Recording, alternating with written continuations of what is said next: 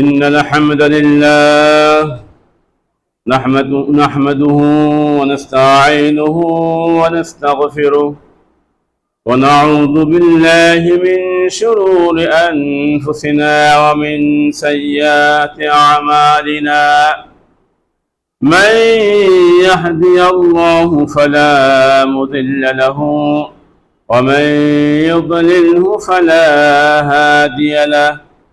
ونشهد أن لا إله إلا الله وأن محمدا عبده ورسوله أرسله بالحق بشيرا ونذيرا وداعيا إلى الله بإذنه وسراجا وقمرا منيرا.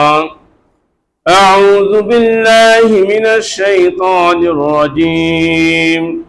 بسم الله الرحمن الرحيم. إذا زلزلت الأرض زلزالها وأخرجت الأرض أثقالها وقال الإنسان ما لها يومئذ تحدث أخبارها بأن ربك أوحى لها يومئذ يصدر الناس أشتاتا ليروا أعمالهم فمن يعمل مثقال ذرة خيرا يره ومن يعمل مثقال ذرة شرا يره. إن الله وملائكته يصلون على النبي يا أيها الذين آمنوا صلوا عليه وسلموا تسليما.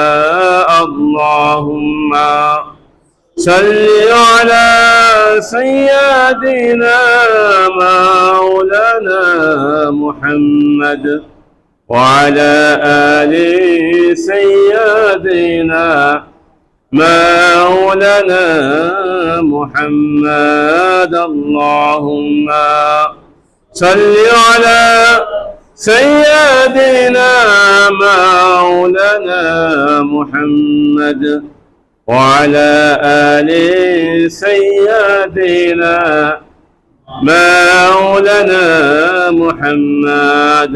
بلغ العلا بكماله كشف الدجى بجماله حسنت جميع خصاله صلوا عليه وعليه. الحمد لله. উপস্থিত মুআজ্জাজ মুহতারাম মুসল্লিন ইকরাম, আমার প্রাণ প্রিয় যুবক ভাইয়েরা, পর্দার আড়ালে আমার মা ও বোনেরা, আসসালামু আলাইকুম ওয়া রাহমাতুল্লাহি ওয়া বারাকাতুহু। সেই মহান রব্বুল আলামিনের শুকরিয়া জ্ঞাপন করতেছি, যেই মহান রব্বুল আলামিন আমাদেরকে দীর্ঘ এক সপ্তাহ অতিবাহিত করার পর আবারও জুমার নামাজ আদায়ের জন্য আল্লাহর ঘর পবিত্র স্থানে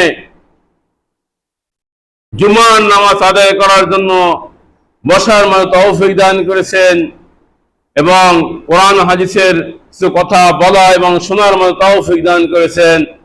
এই জন্য অন্তরের অন্তরস্থল থেকে জোরে সোরে সেই মাবুদের দরবারে শুকরিয়া জ্ঞাপন করি। সকলে বলি আলহামদুলিল্লাহ।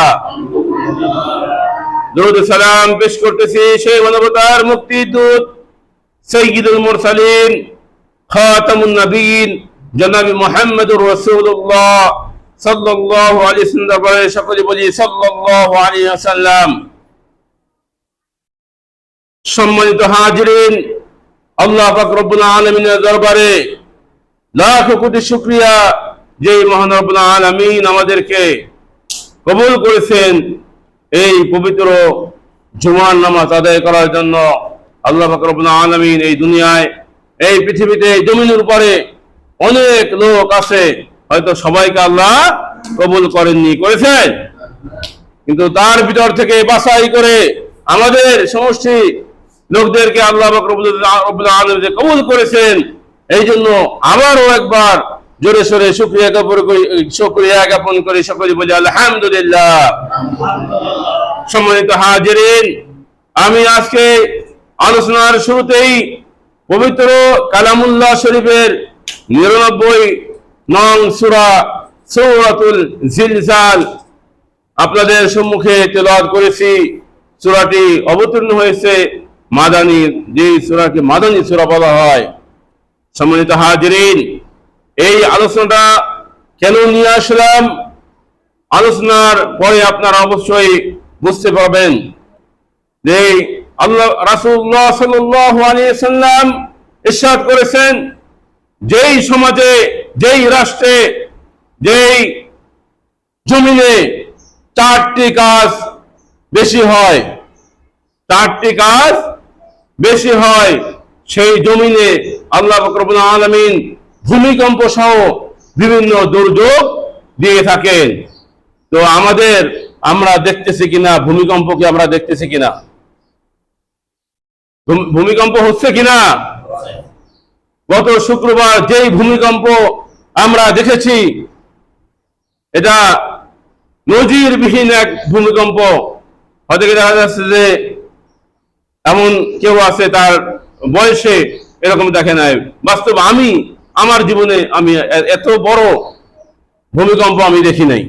হয়তো হতে পারে আর চেয়ে বেশি, তখন গ্রামে ছিলাম, কিন্তু যখন তৃতীয় 3 তলায় ছিলাম, যে ঝাঁকুনি দিয়েছে, সেইটার ঝাঁকুনি যে কিরকম একটা অবস্থা, কি ভয়াবহ তখন প্রত্যেকটা মানুষের ভিতরে সৃষ্টি হয়ে যায়, সেটা ওই মুহূর্তে ছাড়া আর বোঝানো সম্ভব নয়। সম্মানিত হাজিরিন, এই সূরার যে নামটাই হচ্ছে জিলজাল। নাম কি? ইযা যুলজিলাতিল আরদু জিলজালাহা। এই সূরার প্রথম আয়াতে থেকে এই সূরাটির নামকরণ করা হয়েছে। আর জিলজাল শব্দের অর্থ হচ্ছে কম্পন, ঝাঁকুনি। যে কিয়ামত শুরুর আগে এমন ঝাঁকুনি দেবেন, ঝাঁকুনি দিয়ে এই কিয়ামত সংঘটিত হবে। ইসরাফিল আলাইহিস সালামকে যে দায়িত্ব দেওয়া হয়েছে, যে 3টি তাকে যে সিংহা হাতে দেওয়া হয়েছে, ওই সিংহায় তিনি 3টা হুক্কার দিবেন, ফার্স্ট, সেকেন্ড এবং থার্ড। যখন প্রথম ফুৎকার দেবেন, তখনই কি জিলজালাহা, সেই ঝাঁকুনি শুরু হয়ে যাবে। সম্মানিত হাজিরিন, বলতেছিলাম যে সমাজে 4টা কাজ হলে, এই যে জমিনে, যেই সমাজে 4টা কাজ বেশি হয়, সেই সমাজে ভূমিকম্প সহ বিভিন্ন প্রাকৃতিক দুর্যোগ শুরু হয়ে যায়। 1 নম্বর হচ্ছে, সমাজে যদি মদ পান হয়, মদ্যপান বেশি হয়। বিষয় কি? মদ্যপান হয়, মদ্যপানের সেই মাত্রা বেশি হয়ে যায়, তখন আল্লাহ পাক রব্বুল আলামিন এরকম প্রাকৃতিক দুর্যোগ সহ সেই ভূমিকম্প দিয়ে থাকেন। আমাদের দেখা যাচ্ছে যাদের টাকা পয়সা আছে, বিভিন্ন সেই বড় বড় অনুষ্ঠানে মদ পান ছাড়া তাদের আসর জমে না, আছে কি আছে না? আমাদের সমাজে যারা এমপি মন্ত্রী যারা হয়, আমরা যদি তাদেরকে সিলেক্ট করতে ভুল করি, তাতে সেই রকম এমপি মন্ত্রীদের সেই অনুষ্ঠানে, পার্টিতে মদ ছাড়া কি জমে না। 2 নম্বর হচ্ছে অশ্লীল জেনা। 2 নম্বর কি? জেনা, ব্যভিচার যে সমাজে বেশি হয়, সেই সমাজে এরকম প্রাকৃতিক দুর্যোগ সহ ভূমিকম্প হয়। আজকে আমরা দেখি রাস্তাঘাটে বিভিন্ন জায়গায় মোবাইলের মাধ্যমে, বিভিন্ন খোলামেলা চলাফেরার মাধ্যমে সেই ব্যভিচারী হচ্ছে কিনা, পরক্রিয়া হচ্ছে কিনা, তা যদি বন্ধ না হয়, তা যদি রাষ্ট্রীয়ভাবে বন্ধ না হয়, এটা যদি প্রশাসনিকভাবে বন্ধ না হয়, এটা আপনি আমরা কি বন্ধ করতে পারবো? আমাদের কথা কেউ শুনবে? এটা প্রশাসনিকভাবে বন্ধ করতে হবে।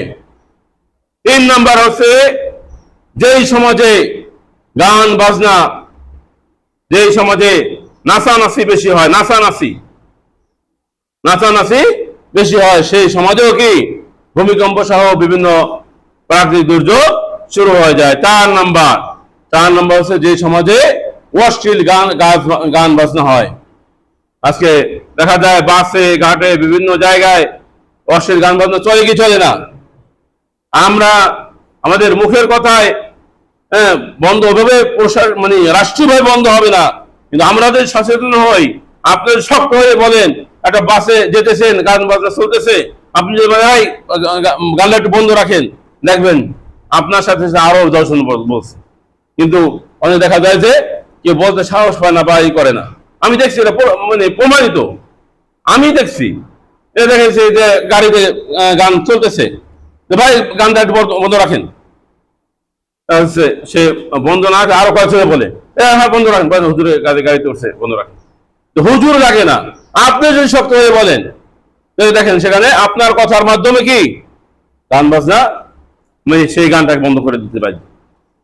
আর যদি প্রশাসনিক ভাবে এমন হয়, তাহলে তো আলহামদুলিল্লাহ আরো ভালো। সম্মানিত হাজিরিন, আজকে আমরা সমাজে দেখছি যে আল্লাহ পাক রব্বুল আলামিন কোরআনে যা কিছু ঘোষণা করেছেন, এই যে সূরাতুল জিলজাল 1400 বছর আগে রাসূলুল্লাহ সাল্লাল্লাহু আলাইহি ওয়াসাল্লামের মাধ্যমে জিবরাইল আলাইহিস সালামের দ্বারা, জিবরাইল আলাইহিস সালামের মাধ্যমে রাসূলুল্লাহ সাল্লাল্লাহু আলাইহি ওয়াসাল্লামের উপর যেই কোরআন নাযিল করেছেন, সেই কোরআনে সূরাতুল জিলজাল আল্লাহ পাক রব্বুল আলামিন নাযিল করেছেন। সেই জিলজাল সূরায় যে কিভাবে কিয়ামত সংঘটিত হবে সেটা লিপিবদ্ধ করে দেওয়া হয়েছে। আমাদের সামনে সেই ভূমিকম্প মাত্র 5 সেকেন্ড অথবা তার বেশি কম হতে পারে, এই 5 সেকেন্ডে আমরা যা দেখলাম, তাহলে আমরা কি বুঝতে পারি যে আল্লাহ পাক রব্বুল আলামিন কিয়ামত কিভাবে যে দিবে, সেটা কি সম্ভব কিনা আল্লাহ পাক রব্বুল আলামিনের কাছে? সেটা সম্ভব কিনা? এই 5 সেকেন্ডের ঝাঁকুনিতে যদি সারা পৃথিবী কেঁপে ওঠে, তাহলে আল্লাহ পাক রব্বুল আলামিন যখন যে ইসরাফিল আলাইহিস সালামকে ফুৎকার দিতে বলবেন, তখন তার 5 সেকেন্ড 4 সেকেন্ড 1 ঘন্টা এরকম হবে না। আল্লাহ পাক রব্বুল আলামিন যদি তুমি ফুৎকার দাও, পৃথিবী কি শেষ হয়ে যাক। এটা সম্ভব না? সম্ভব কিনা একটু কথা বলেন, সম্ভব কিনা?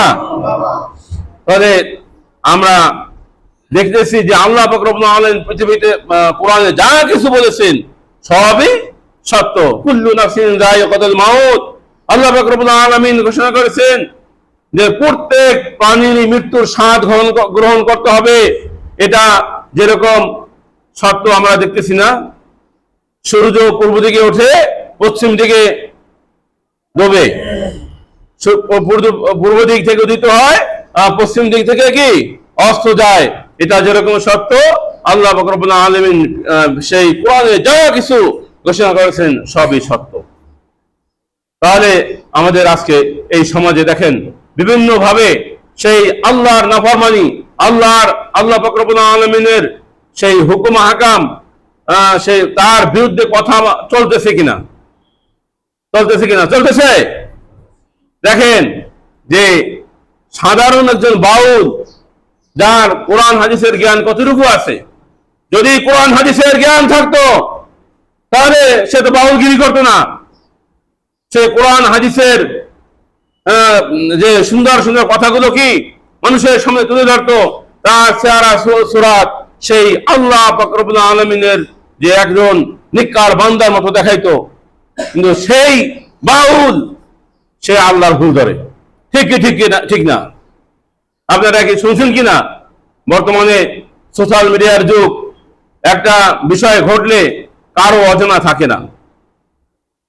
এখন সে অনেকেই শুনছেন আপনারা যে সে আল্লাহর কিভাবে ভুল ধরেছে, এমন কথা বলেছে, সেটা যদি আমার মুখ থেকে বলি, আল্লাহ না করুক, আমার ঈমান থাকবে কিনা? এবং তার উনি কি বল সেটা আমি বলতে চাই না। আপনারা যে না মানে শুনছেন, আপনারা ফেসবুকে বিভিন্নভাবে বিভিন্ন মাধ্যমে দেখতে পারবেন। কিন্তু তার যে কথা আল্লাহর বিরুদ্ধে, আল্লাহ বিরোধী কথা, আল্লাহর ভুল ধরা, সেটা যদি আমরা মুসলমান হয়ে কেউ কি সমর্থন দিতে পারি? যদি আমরা সমর্থন দিই আমাদের ঈমান থাকবে? তাহলে সম্মানিত হাজিরিন, সেটা খেয়াল করতে হবে। কোন ইসলাম বিরোধী, আল্লাহর বিরোধী, আল্লাহর বিপক্ষে যদি কেউ কথা বলে, আমরা তাকে যে বলবে তার ধিক্কার জানাবো, কিন্তু তার এমন কোন ধরনের কোন পক্ষে তার সমর্থনে কোনো কথা আমরা বলবো না। সম্মানিত হাজিরিন, সূরা জিলজাল শুরু মানে তার সূরা জিলজালের যে শুরু কথাগুলো বলতে বলতে আমাদের আজকের সময় শেষ হয়ে গেছে। এই সূরা জিলজালের যে আলোচনা, ব্যাপক আলোচনা, আমরা এটা সামনের জুমায় ইনশাআল্লাহ শুনবো। আল্লাহ পাক রব্বুল আলামিন তৌফিক দান করেন। সবাই একটু তাড়াতাড়ি আসবেন কি? আসবেন না ইনশাআল্লাহ? তাহলে আমরা এর ব্যাখ্যা সহ আমরা সামনের জুমায় সূরা জিলজালের আলোচনা করবো ইনশাআল্লাহ। আল্লাহ পাক রব্বুল আলামিন আমাদেরকে সেই আজকে যা কিছু বললাম তা আমল করার তৌফিক দান করুন, এবং যে মৃত্যু, কিয়ামত সত্য, মৃত্যু সত্য, জান্নাত সত্য, জাহান্নাম সত্য, এটাকে মনে রেখে আমরা এই দুনিয়া আসি, থাকবো না। যতদিন আসি আল্লাহকে রাজি খুশি করে যেন আমরা মৃত্যুবরণ করতে পারি। যখন আমরা বিচারে কাঠগড়ায় দাঁড়াবো, আমরা যেন আল্লাহ পাক রব্বুল আলামিনের কাছে ধরা খেয়ে না যাই, সেই সকলের প্রতি সেই আহ্বান রেখে আমি আমার আজকের এই আলোচনা এখানেই শেষ করছি। ওমা তৌফিক ইল্লা বিল্লাহ। আসসালামু আলাইকুম ওয়া রাহমাতুল্লাহ।